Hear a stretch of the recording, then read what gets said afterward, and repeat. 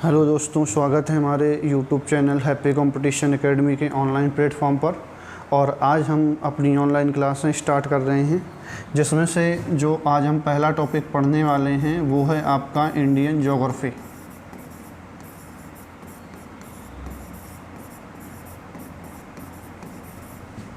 यानी कि भारतीय भूगोल।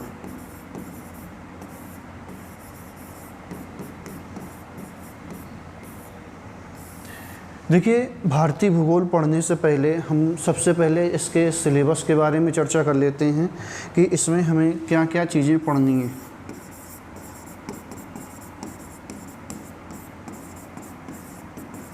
कि पाठ्यक्रम की चर्चा कर लेते हैं कि इसमें हमें क्या क्या चीज़ें पढ़नी पड़ेंगी, कौन कौन से टॉपिक पढ़ने पड़ेंगे।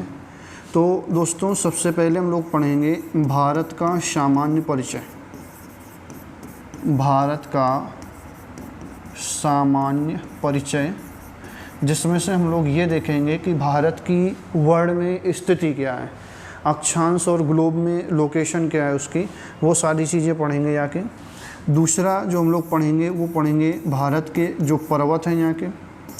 तीसरा इसमें जो हम लोग टॉपिक पढ़ने वाले हैं वो पढ़ेंगे पठार के बारे में, पठार।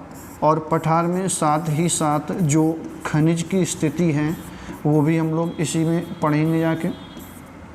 पठार के बाद हमारा जो नेक्स्ट टॉपिक आएगा उसमें हम लोग पढ़ेंगे द्वीप के बारे में पढ़ेंगे। द्वीप के अलावा हम लोग किसके बारे में पढ़ेंगे, मैदान के बारे में पढ़ेंगे। और इसी में हम लोग पढ़ेंगे नदी के बारे में।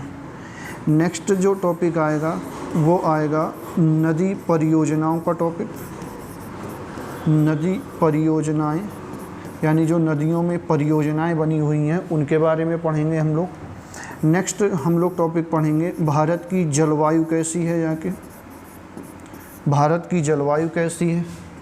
नेक्स्ट हम लोग पढ़ेंगे भारत की मृदा कैसी है, भारत में कौन कौन सी मृदा पाई जाती है, उसमें मृदा के क्या प्रकार हैं और कौन कौन सी उसमें फसलें उगाई जाती हैं, इनके बारे में हम लोग पढ़ेंगे यहाँ के। सबसे पहले मृदा के बाद हमारा जो नेक्स्ट टॉपिक आएगा वो हम लोग पढ़ेंगे एग्रीकल्चर के बारे में, यानी कि भारत की कृषि के बारे में पढ़ेंगे।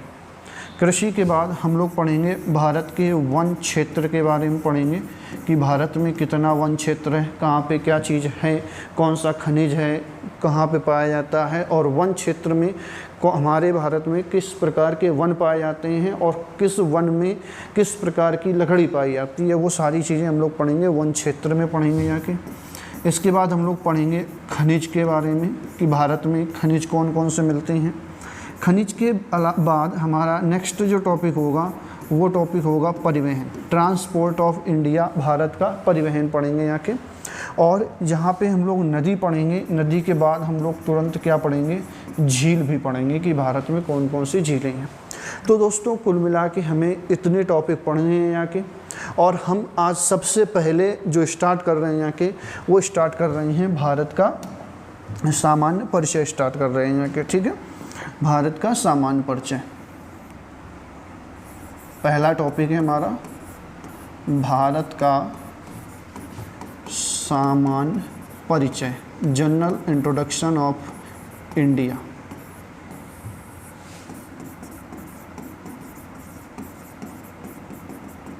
Introduction of India. देखिए, इंट्रोडक्शन ऑफ इंडिया में हमें ये मालूम होना चाहिए जाके कि सबसे पहले भारत की स्थिति क्या है, भारत की स्थिति क्या है, वो भी वर्ल्ड में। यानी हमारा जो भारत है वो कौन से अक्षांश में आता है जाके, उसकी अक्षांशीय स्थिति क्या है, भारत की देशांतरीय स्थिति क्या है जाके, भारत की देशांतरीय स्थिति क्या है, भारत कौन से देशांतर में आता है जाके। और इसके अलावा हम लोग पढ़ेंगे भारत का नामकरण भारत किस आधार पर रखा गया जाके, ये पढ़ेंगे हम लोग इसके बारे में। इसके बारे में पढ़ेंगे भारत की पूर्व से पश्चिम तक लंबाई कितनी है, पूर्व से पश्चिम तक लंबाई कितनी है और भारत की उत्तर से दक्षिण तक लंबाई कितनी है, इन सारी चीज़ों का हम लोग डिस्कस करते हैं यहाँ के। ठीक है, तो उसके पहले हम लोग सबसे पहले थोड़ा सा इस बारे में पढ़ देते हैं कि अक्षांश और देशांतर क्या होते हैं, इनको किस हिसाब से डिनोट किया जाता है और अक्षांश और देशांतर हमें क्या बताते हैं यहाँ के। ठीक है, जैसे हमने मान लिया कि हम पृथ्वी है हमारी,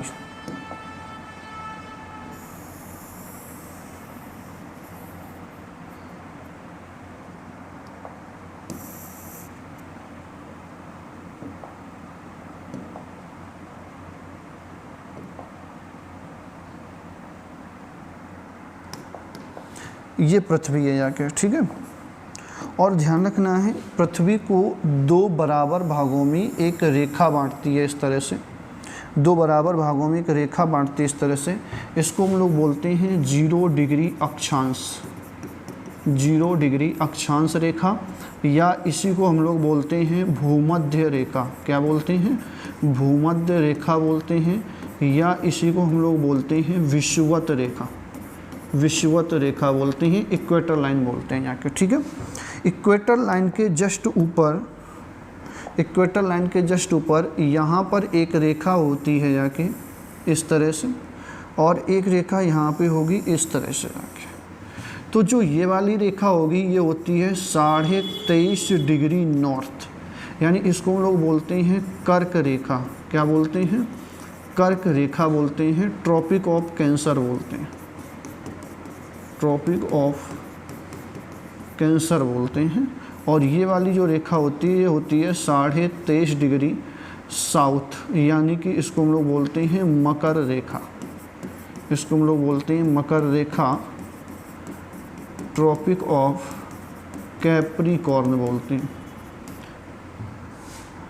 इसके अलावा यहाँ पर एक अक्षांश होगा यहाँ के जो होगा 45 डिग्री नॉर्थ, और यहाँ पर अक्षांश होगा जाके वो होगा 45 डिग्री साउथ। नेक्स्ट यहाँ पर एक अक्षांश होगा 66.5 डिग्री नॉर्थ, जिसको हम लोग बोलते हैं आर्कटिक वृत्त। क्या बोलते हैं? आर्कटिक वृत्त बोलते हैं यहाँ के। और ऐसे यहाँ पे भी होगा 66.5 डिग्री साउथ, जिसको हम लोग बोलते हैं अंटार्कटिक वृत्त, अंटार्कटिक वृत्त बोला जाता है यहाँ के।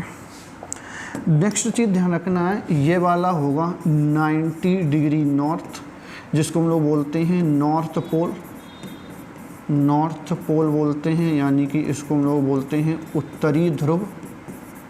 और यहाँ होता है 90 डिग्री साउथ, जिसको हम लोग बोलते हैं साउथ पोल, यानी कि इसको हिंदी में बोला जाता है दक्षिणी ध्रुव बोलते हैं यहाँ पे।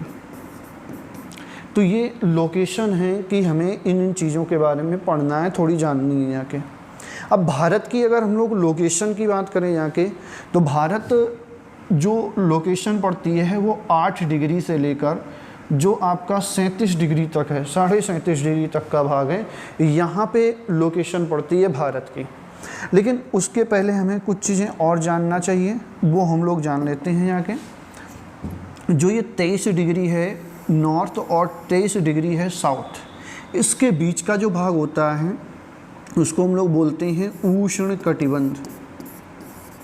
क्या बोलते हैं? उष्ण कटिबंध बोलते हैं। नेक्स्ट जो 23.5 डिग्री साउथ और 23.5 डिग्री से लेकर 45 डिग्री के बीच का भाग होता है, उसको हम लोग बोलते हैं उपोष्ण कटिबंध बोलते हैं, उपोष्ण कटिबंध बोलते हैं। और जो 45 से 66 के बीच का भाग होता है उसको हम लोग बोलते हैं शीतोष्ण कटिबंध, शीतोष्ण कटिबंध बोलते हैं यहाँ के।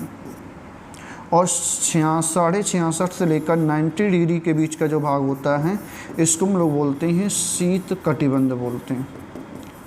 और सेम कंडीशन यहाँ भी रहती है जाके कि 23 डिग्री और 45 डिग्री के बीच का भाग होगा, उसको हम लोग बोलते हैं उपोष्ण कटिबंध,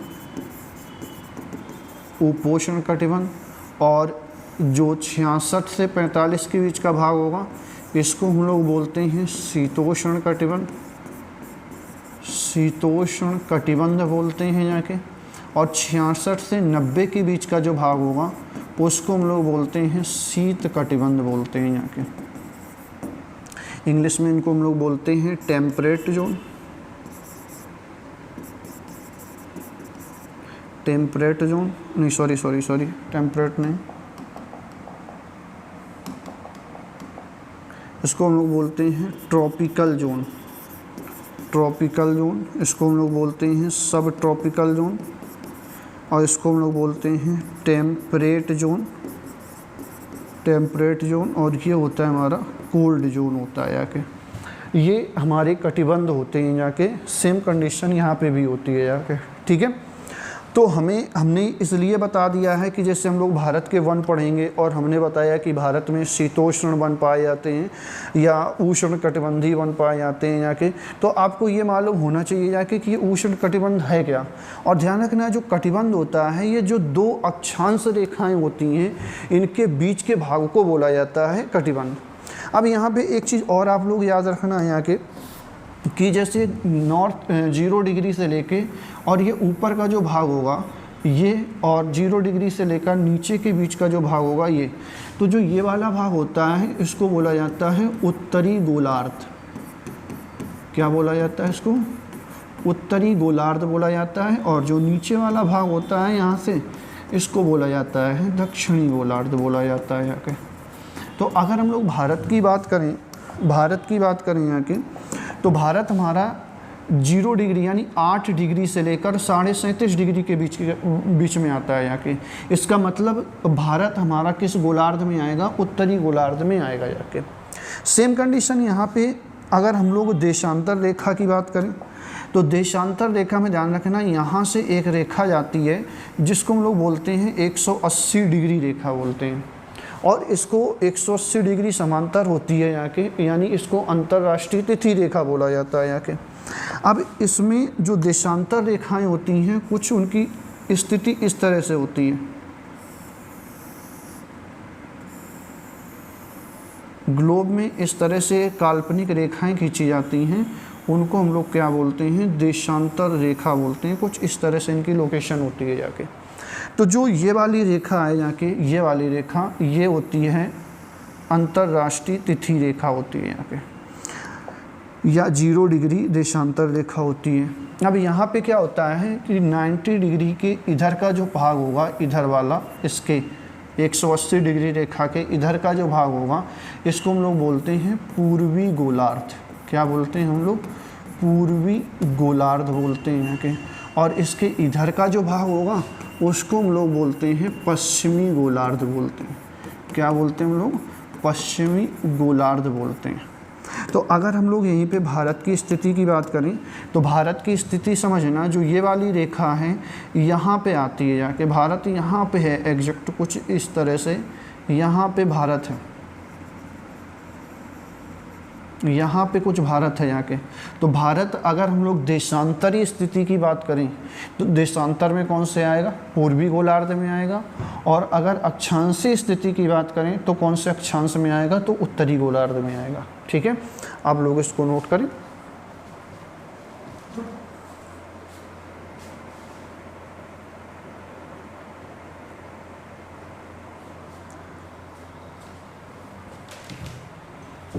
तो चलिए आगे बढ़ते हैं हम लोग।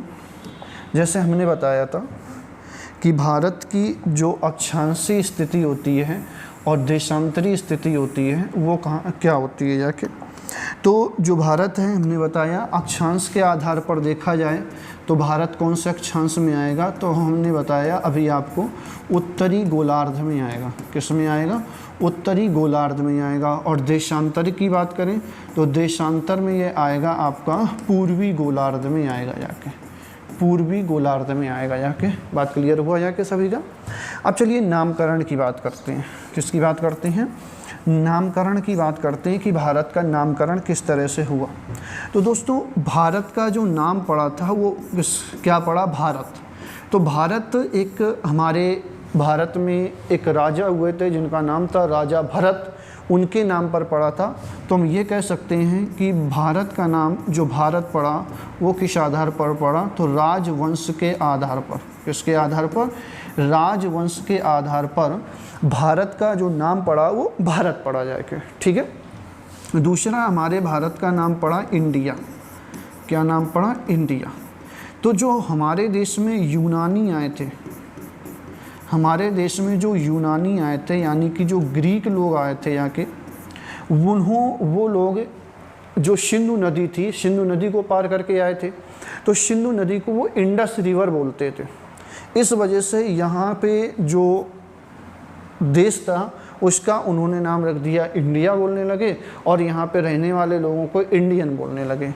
तो इंडिया नाम पड़ा वो यूनानियों व ग्रीक के द्वारा रखा गया। आपके नाम कौन सा? हमारा इंडिया। इंडिया के अलावा हमारे भारत का नाम पड़ा हिंदुस्तान। क्या नाम पड़ा? हिंदुस्तान। तो जो हिंदुस्तान नाम पड़ा है जाके वो किसके द्वारा रखा गया है? तो हमारे देश में आए थे पारसी। क्या कौन आए थे?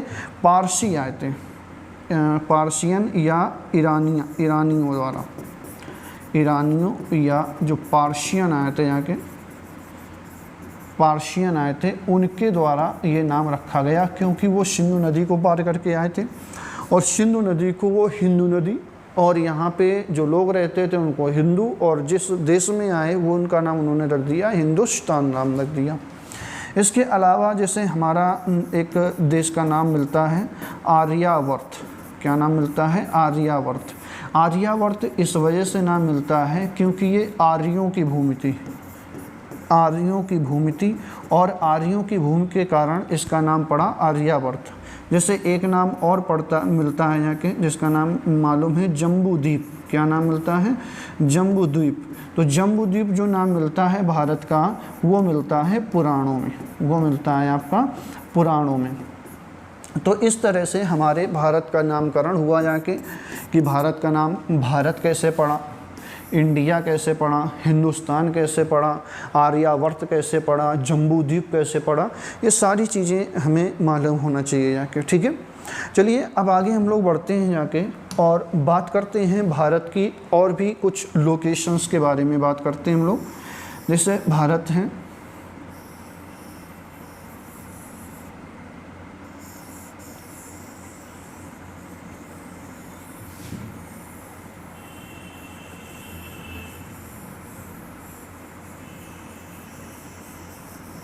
मान के चलिए ये हमारा भारत है, थोड़ा मैप अजीब बना हुआ है, आप लोग इसको ज़रा इग्नोर करके आगे बढ़ेंगे यहाँ के। ये भारत है, ठीक है। भारत की बात करें यहाँ के, तो भारत में ये मान के चलिए सबसे उत्तर वाला भाग है और ये हमारा सबसे दक्षिण वाला भाग है। ये सबसे उत्तर वाला भाग है और ये सबसे दक्षिण वाला भाग है। तो अगर आपसे बात पूछी जाए कि बताइए भारत की उत्तर से लेकर दक्षिण तक की जो लंबाई है वो कितनी है यहाँ के, तो भारत की उत्तर से लेकर दक्षिण तक की लंबाई है वो है 3214 किलोमीटर, 3214 किलोमीटर इसकी उत्तर से दक्षिण तक लंबाई है। और ये वाला पश्चिम बिंदु है और ये वाला पूर्वी बिंदु है यहाँ के। तो ये हो गया पश्चिम से पूर्व की लंबाई। तो अगर आपसे कभी भी क्वेश्चन आ जाए कि बताइए भारत की पश्चिम से पूर्व की लंबाई कितनी है, तो वो है आपकी 2933 किलोमीटर। 2933 किलोमीटर भारत की पूर्व से पश्चिम तक की लंबाई है जाके।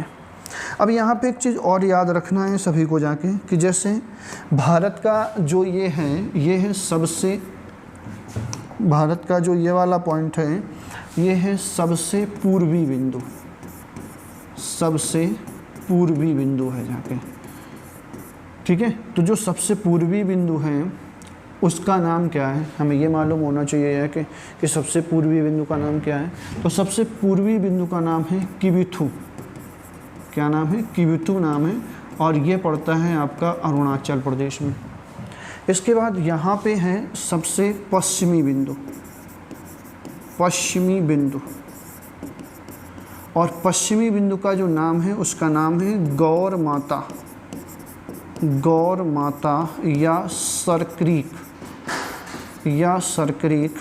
और ये पड़ता है आपका गुजरात में। ये है आपका सबसे दक्षिणी बिंदु, वो भी कैसा, मुख्य भूमिका दक्षिणी बिंदु की बात करें तो ये है हमारा केप कैमोरिन, जिसको हम लोग कन्याकुमारी कहते हैं, और ये आपका पड़ता है तमिलनाडु में पड़ता है क्या, ठीक है। और जो सबसे उत्तरी बिंदु है उसका नाम है इंदिरा कौल, और ये पड़ता है आपका लद्दाख में, ये लद्दाख में पड़ता है। तो ये हमारे भारत के सबसे उत्तरी बिंदु हो गए, पूर्वी बिंदु हो गए, मुख्य भूमिका दक्षिणतम बिंदु हो गया। लेकिन अगर पूछा जाए कि जो सबसे दक्षिणतम बिंदु है, सबसे दक्षिणतम बिंदु है, उसका क्या नाम है, तो उसका नाम है इंदिरा पॉइंट। क्या नाम है, इंदिरा पॉइंट नाम है, ध्यान रखना है सभी को।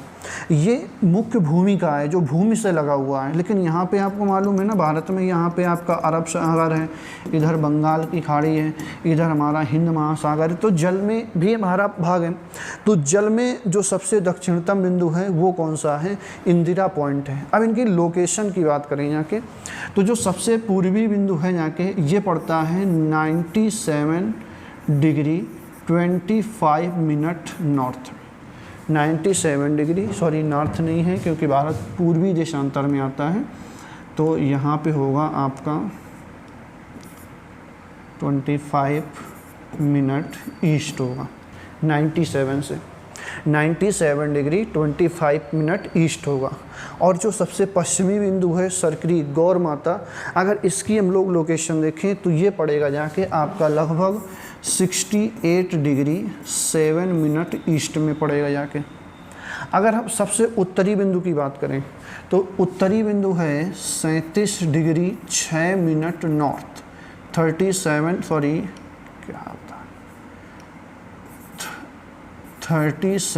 डिग्री 6 मिनट नॉर्थ है जाके, यानी हम ये भी कह सकते हैं कि 37 डिग्री 6 मिनट नॉर्थ है जो सबसे उत्तरी बिंदु है। और जो ये मुख्य भूमिका दक्षिणतम बिंदु है ये है 8 डिग्री 7 मिनट नॉर्थ है जाके, ठीक है। लेकिन अगर सबसे दक्षिणतम बिंदु की बात करें, जो ये है इंदिरा पॉइंट, ये है आपका 6 डिग्री 4 मिनट नॉर्थ, और ये स्थित है आपका कहाँ पे, तो ये स्थित है आपका अंडमान निकोबार में, और उसमें भी क्लियर लोकेशन है, तो ये स्थित है ग्रेट निकोबार में स्थित है। तो ये चीज़ें आपको याद रखना है जाके कि भारत की मतलब सबसे पूर्वी बिंदु कौन सा है, सबसे पश्चिमी बिंदु कौन सा है, सबसे उत्तरतम बिंदु कौन सा है जाके, ये आपके क्वेश्चन पूछे जाते हैं एग्जाम में, ठीक है। आप इसको नोट कीजिए।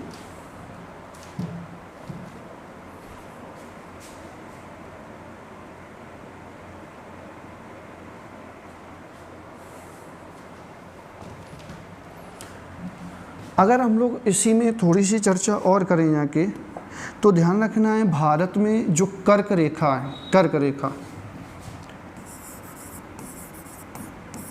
रेखा है, ट्रॉपिक ऑफ कैंसर, ये भारत को दो भागों में विभाजित करती है जाके। और कर्क रेखा अगर हम लोग बात करें कि भारत के कितने राज्यों से गुजरती है जाके, तो कर्क रेखा है ये भारत के 8 राज्यों से गुजरती है। कितने राज्यों से गुजरती है, 8 राज्यों से गुजरती है जाके, ये आपको ध्यान रखना है जाके।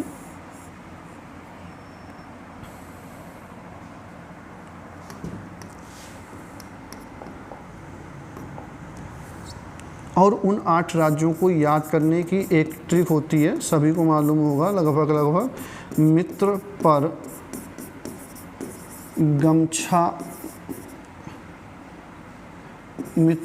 गमछा झार, ये इन 8 राज्यों को याद करने की ट्रिक है जहाँ से कर्क रेखा गुजरती है। सबसे पहले मी की बात करें तो मी से होता है मिजोरम, त्रा से बात करें तो त्रा से होगा आपका त्रिपुरा, पा से बात करें तो पा से हो जाएगा आपका पश्चिम बंगाल, रा से बात करें तो रा से हो जाएगा आपका राजस्थान, गा से बात करें तो हो जाएगा आपका गुजरात। माँ से बात करें तो हो जाएगा एमपी मध्य प्रदेश। छा से बात करें तो हो जाएगा आपका छत्तीसगढ़। और झार से बात करें तो आपका स्टेट हो जाएगा झारखंड। तो भारत के ये 8 राज्य हैं यहाँ के, जहाँ से आपकी कर्क रेखा गुजरती है जाके। और आज की क्लास हम यहीं तक रखते हैं। कल इसको हम लोग कंटिन्यू करेंगे। भारत के पड़ोसी देश हैं, कौन कौन से देशों से भारत की सीमा लगती है, कितनी सीमा लगती है, इन सारी चर्चा हम लोग कल की क्लास में करते हैं। अगर वीडियो पसंद आए तो शेयर करें, लाइक करें और कमेंट करें।